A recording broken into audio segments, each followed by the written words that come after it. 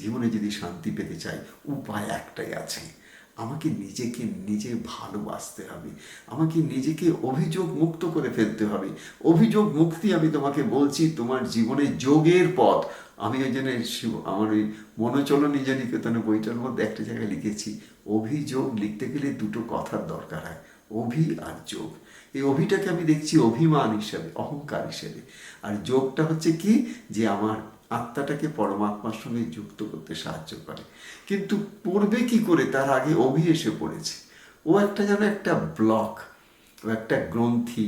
ওই গ্রন্থিরই যতক্ষণ না তুমি মোচন করছো, ওই ব্লকটাকে তুমি যতক্ষণ না সরাচ্ছ, ওই ক্লেদগুলোকে যতক্ষণ না তুমি মুক্ত করছো, ওই মলগুলোকে যতদিন না তোমার মনের আয়না থেকে পরিষ্কার করছো, ততদিন তোমার মনের যে আয়নাটা আছে, সেই আয়নায় সেই ঈশ্বরের প্রতিচ্ছবি তুমি দেখবে করে, তোমার নিজের আত্মার প্রতিচ্ছবি দেখবে কি করে, তোমার যে একটা শুদ্ধ সুন্দর সমাহিত শিবের মতন একটা সত্তা আছে, তাকে তুমি দেখবে কি করে?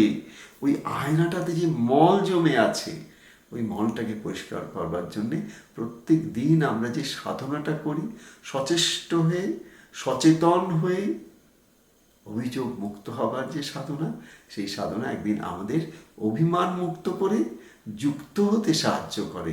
তাই অভিযোগ যেদিন তোমার কাছ থেকে সরে যায়, সেদিন তুমি যোগযুক্ত হও। যেদিন তুমি যোগযুক্ত হও, সেদিন তুমি আনন্দে প্রতিষ্ঠিত হও।